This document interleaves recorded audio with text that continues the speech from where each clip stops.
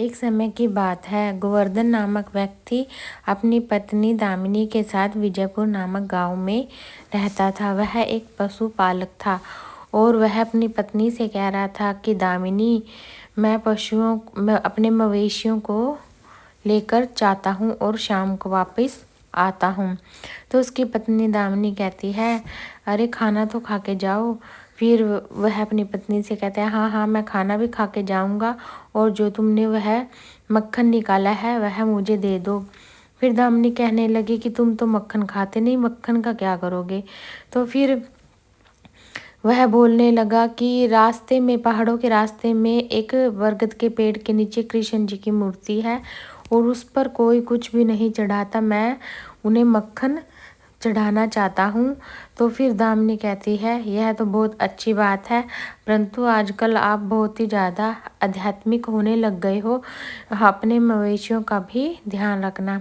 इतना कहकर वह मक्खन और अपना खाना लेकर मवेशियों को चराने के लिए चल दिया। जब रास्ते में वह कृष्ण जी की मूर्ति आई तो वह वहाँ रुक गया और कृष्ण भगवान को उसने मक्खन चढ़ा दिया और उनसे प्रार्थना की कि वह उसके मवेशियों का रक्षा करे और कहा कि हे प्रभु, मैं आपको ये घर का बना हुआ शुद्ध मक्खन चढ़ा रहा हूँ, आप इसे ग्रहण करें। और यह कहकर वह अपने मवेशियों को चराने के लिए चला जाता है और जब शाम को वापस आता है तो वह देखता है कि मक्खन कुल्हड़ी में है नहीं। और फिर वह भगवान से बहुत ही अपार प्रसन्नता व्यक्त करता है, भगवान आपने मेरा चढ़ाया हुआ मक्खन ग्रहण किया, मैं रोज़ आपको मक्खन चढ़ाया करूँगा क्योंकि आपको तो मक्खन भी बहुत पसंद है। और उसकी यह अच्छी मधुर बातें सुनकर कृष्ण भगवान काफ़ी प्रसन्न हो गए और फिर उससे कहने लगे कि मैं तुम्हारा चढ़ाया हुआ मक्खन क्यों नहीं ग्रहण करता, तुमने इतने मन से जो चढ़ाया था। गोवर्धन भगवान कृष्ण की आवाज़ सुनकर कहने लगा, हे प्रभु, अगर आप हो तो मैं आपकी आवाज़ सुनकर धन्य हो गया हूँ, परंतु प्रभु अगर आप बोल रहे हो मेरे साथ तो आप मुझे दर्शन भी दे दो। उसकी बात सुनकर कृष्ण भगवान उसे दर्शन दे देते हैं और फिर वह काफ़ी खुश हो जाता है कृष्ण भगवान के दर्शन पाकर और कृष्ण भगवान को कहने लगता है, प्रभु मैं आपको रोज़ मक्खन चढ़ाऊँगा बहुत ही खुशी से। और गोवर्धन कहता है कृष्ण भगवान को कि भगवान और आप मुझे बता दीजिए कि मैं आपके लिए क्या कर सकता हूँ। फिर श्री कृष्ण भगवान कहते हैं, देखो गोवर्धन, मुझे तुमसे और कुछ नहीं चाहिए, तुम मुझे मक्खन चढ़ाते हो, मैं उसमें बहुत खुश हूँ और मैं तुम्हारी भक्ति से भी बहुत खुश हूँ, तुमसे खुश हूँ बहुत ज़्यादा, और तुम्हें जो कुछ मुझसे मांगना है तुम मांग सकते हो। तो फिर गोवर्धन कहता है कि भगवान आपने जो कुछ दिया है मैं उसमें संतुष्ट हूँ, मुझे कुछ नहीं चाहिए, मैं बस चाहता हूँ कि आप रोज़ मुझे दर्शन दो। तो श्री कृष्ण भगवान कहते हैं, ठीक है, मैं तुम्हारी बात मानता हूँ और तुम्हें यह वरदान देता हूँ कि मैं रोज़ तुम्हें दर्शन दूंगा, पर मेरी एक शर्त है, तुम यह बात किसी को नहीं बताओगे। फिर गोवर्धन कहता है, जी भगवान, मैं यह बात किसी को नहीं बताऊंगा। अब भगवान मैं चलता हूँ, बछड़े अपनी माताओं की माताएं अपनी बछड़ों की प्रतीक्षा कर रही हैं और अब मेरा चलने का समय है। श्री कृष्ण भगवान कहते हैं, ठीक है तुम जाओ, कल फिर मिलते हैं। फिर गोवर्धन घर की तरफ चला गया और उसने यह सारी घटना अपने घर जाकर अपनी पत्नी दामिनी को भी नहीं बताया। अगले दिन फिर वह अपने मवेशियों को चराने के लिए चल पड़ा और उसने साथ ही मक्खन का घड़ा भी ले लिया।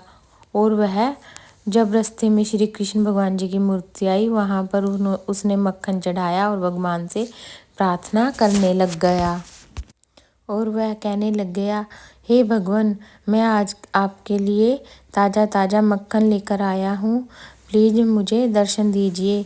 तो श्री कृष्ण भगवान उसे दर्शन दे देते हैं और वहाँ पर आ जाते हैं।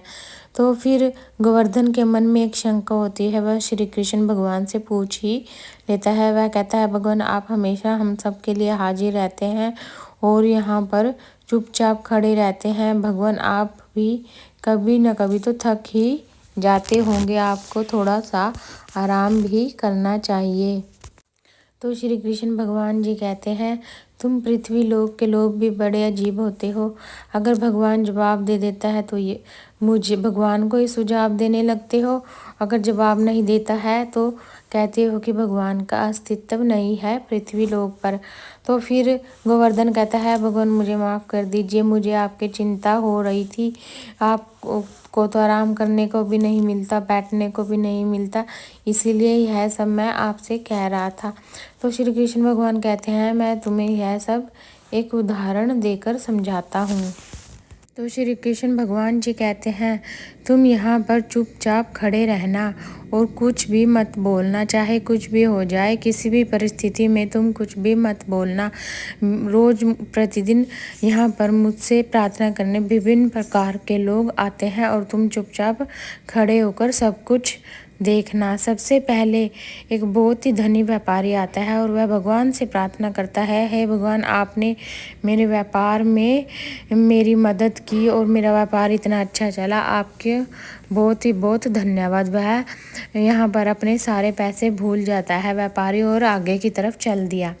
तो दूसरे नंबर पर एक गरीब व्यक्ति आता है। वह गरीब व्यक्ति कहता है, हे भगवान, आप से मेरी प्रार्थना है कि मुझे इतना कुछ इतनी तरक्की दो कि मैं अपने घर वालों का पेट भर सकूं। मैं बहुत ही गरीब हूँ, मेरी मदद करो प्रभु। तो वह भगवान से प्रार्थना करता है और वह देखता है कि एक पैसे की जो एक झोला सा होता है ना, वो रखा है वहाँ पर। तो क्या करता है, वह उठा लेता है और भगवान से प्रार्थना करता है कि भगवान, आपने मेरी मदद की, इसके लिए धन्यवाद। अब मैं अपने घर वालों का पेट भी भर सकता हूँ अच्छे से। और यह कहकर वह आगे की तरफ चल दिया। अब तीसरे नंबर पर एक सपेरा आता है और वह कहता है भगवान, आपने मेरी हर खतरों से रक्षा की है। जो मैं यह काम करता हूँ बहुत ही जोखिम भरा है और मैं लोगों की मदद करता हूँ। मैं इस काम से बहुत खुश हूँ, आगे भी भगवान आप मेरी रक्षा करना। तो जो पीछे गोवर्धन खड़ा था वह सब कुछ देख रहा था। अब कुछ समय पश्चात जो वह धनी सेठ था वह यहाँ पर आता है और कहता है कि सिपाहियों को लेकर आता है वह यहाँ पर। वो कहता है कि देखिए, ये आदमी यहीं पर है, ज़रूर इसी ने मेरा धन चुराया है। तो वह उस आदमी को पकड़कर ले जाने लगते हैं। तो गोवर्धन से यह सब कुछ देखा नहीं जाता और वह कहता है, रुकिए प्लीज़ रुकिए, यह सब कुछ इस आदमी का कोई कसूर नहीं है, इसने आपका कोई धन नहीं चुराया। एक गरीब व्यक्ति आया था यहाँ पर, वह आपका धन उठा कर ले गया है। अभी वह थोड़ी कुछ दूरी पर ही गया होगा, जाकर आप उसे पकड़ लीजिए। तो फिर क्या करते हैं, सिपाही आगे जाकर उस गरीब व्यक्ति को पकड़ लेते हैं। तो फिर वह जो सपेरा था वह उस गोवर्धन का धन्यवाद करके आगे की तरफ चल दिया। अब क्या होता है कि श्री कृष्ण भगवान से गोवर्धन प्रार्थना करने लगता है और श्री कृष्ण भगवान फिर वहाँ पर आ जाते हैं। और फिर वह गोवर्धन कहता है कि भगवान, आप भी तो इस समस्या का समाधान कर सकते थे, लेकिन आप तो कुछ भी नहीं बोले। तो फिर वह भगवान से कहने लगता है कि मैंने एक निर्दोष को बचाया है। भोलाराम निर्दोष था और मैंने उसको बचाया है। तो फिर श्री कृष्ण भगवान कहने लगते हैं, तुमने पता है तुमने क्या किया है? क्या किया है भगवान मैंने? तुम उसकी मृत्यु का कारण बन गए हो। अब वह यहाँ से गया सांप पकड़ने के लिए, अब उस सांप ने उसको काट लिया और वह मर चुका है। तो फिर वह बहुत ही दुखी होता है गोवर्धन की वह उसकी मृत्यु का कारण बन गया। और वहाँ दूसरी तरफ जो धन उस गरीब को मिल गया था वह अपने परिवार का पालन पोषण कर लेता, परंतु वह बेचारा जेल में है। और जो धनी व्यापारी था उसका कुछ भी नहीं बिगड़ता, क्योंकि उसके पास और धन आ जाता और उसके पास बहुत सारा धन था। इसीलिए भगवान जो भी करता है सोच समझ कर करता है। भगवान जो भी खेल या लीला रचाता है सोच समझ कर ही रचाता है और उसे बदलने की कोशिश नहीं करनी चाहिए तुम्हें।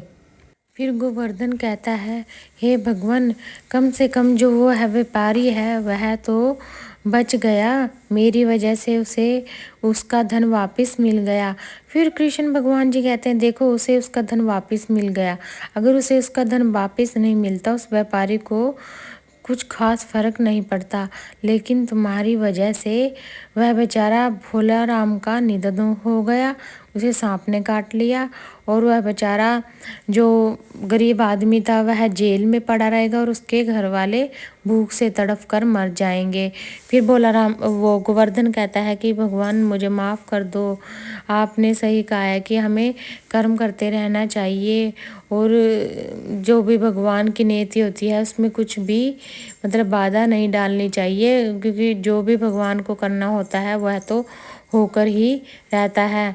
तो फिर भगवान श्री कृष्ण कहते हैं कि कोई बात नहीं, यह तो नीति में लिखा था, यह तो होना ही था, इसमें तुम्हारी कोई गलती नहीं है कहकर तो भगवान अंतर्ध्यान हो जाते हैं और गोवर्धन मिट्टी का घड़ा लेकर अपने घर को वापस चला जाता है और इस घटना को भूल जाता है।